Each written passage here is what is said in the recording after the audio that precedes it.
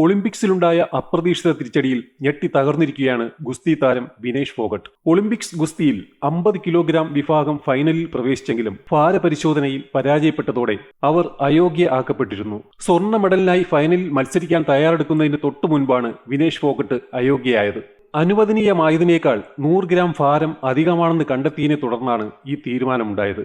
നിരാശയായ വിനേഷ് ഫോഗട്ടിനെ ആശ്വസിപ്പിച്ചുകൊണ്ട് ആദ്യമെത്തിയത് പ്രധാനമന്ത്രി നരേന്ദ്രമോദി തന്നെയാണ്. ചാമ്പ്യന്മാരുടെ കൂട്ടത്തിലെ ചാമ്പ്യനാണ് താങ്കളെന്നും ഓരോ ഇന്ത്യക്കാരനും അഭിമാനവും പ്രചോദനവുമാണ് വിനേഷ് എന്ന് പറഞ്ഞാണ് മോദി താരത്തെ ആശ്വസിപ്പിച്ചത്. കൂടാതെ വിനേഷ് ഫോഗട്ടിന് പിന്തുണ അറിയിച്ചുകൊണ്ട് മലയാള സിനിമാ ലോകവും എത്തിയിരിക്കുകയാണ്. ജനമനസ്സുകളിൽ വിനേഷ് യഥാർത്ഥ ചാമ്പ്യനായി തുടരുമെന്ന് നടൻ മമ്മൂട്ടിയും നിങ്ങളാണ് യഥാർത്ഥ പോരാളിയെന്ന് മോഹൻലാലും താരത്തെ പിന്തുണച്ചുകൊണ്ടെത്തി.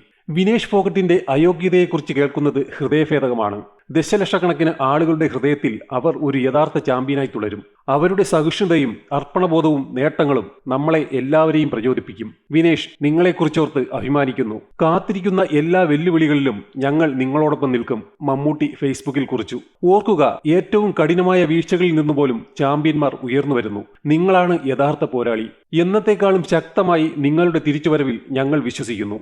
ഇന്ത്യ നിങ്ങളോടൊപ്പം ഒറ്റക്കെട്ടായി നിൽക്കുന്നു, മോഹൻലാലും കുറിച്ചു. അതേസമയം ഒളിമ്പിക്സിലുണ്ടായ അപ്രതീക്ഷിത തിരിച്ചടിക്ക് പിന്നാലെ വിനേഷ് ഫോഗട്ട് ഗുസ്തിയിൽ നിന്നും വിരമിക്കൽ പ്രഖ്യാപിച്ചു. ഗുഡ് ബൈ റെസ്ലിംഗ് എന്ന് സമൂഹമാധ്യമത്തിൽ പോസ്റ്റ് ഇട്ടുകൊണ്ടാണ് ഗുസ്തിയിൽ നിന്നുള്ള തന്റെ വിരമിക്കൽ വിനേഷ് ഫോഗട്ട് പ്രഖ്യാപിച്ചത്.